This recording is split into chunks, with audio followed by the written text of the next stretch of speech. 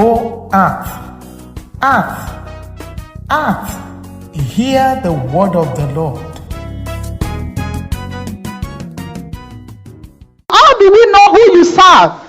We know who you serve by who you worship with your life. We don't worship God the way we feel like. We don't worship God the way we have seen somebody or somewhere. We worship God the way He wants to be worshipped. And we must know what worship means to God. Worship it goes beyond singing.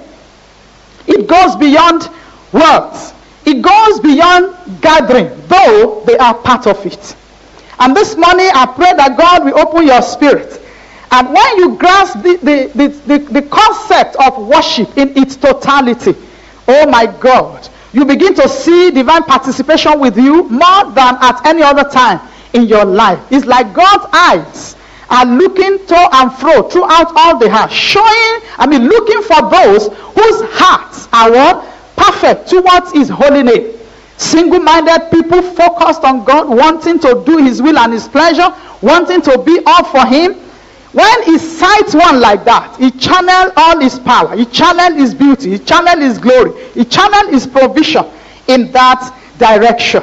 Verse 21, John 4, are you there?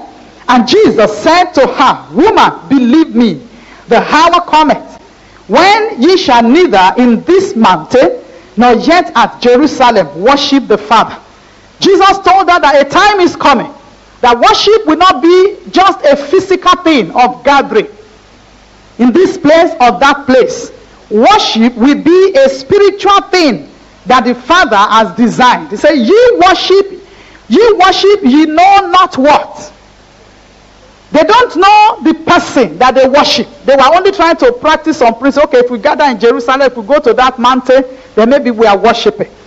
And it says, verse 23, it said, but the hour cometh, and now is, when the true worshippers shall worship the Father in spirit and in truth. For the Father seeketh such to worship Him.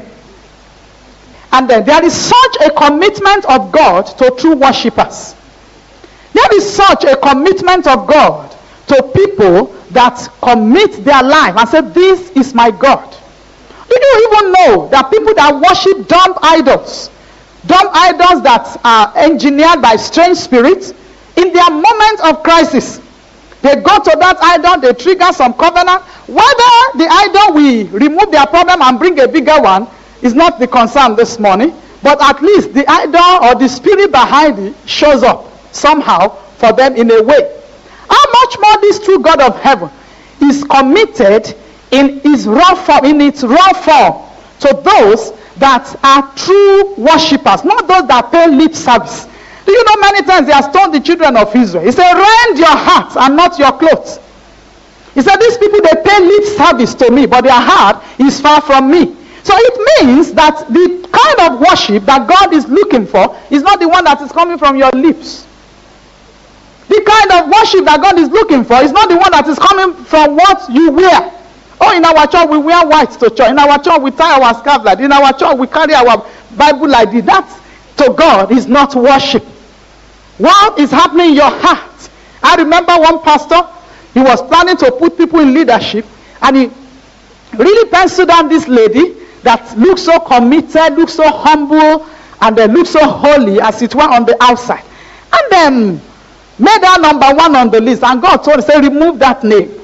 He said, God, why? This is a faithful sister. This is God. Said, that sister, he said, I have spoken to her now. There are some instructions I've given her for the past 11 years. She has not obeyed me. She is not a worshiper. When you don't obey the law, you are not a worshiper. I'll come your way tomorrow again. And don't forget, read your Bible to know God more.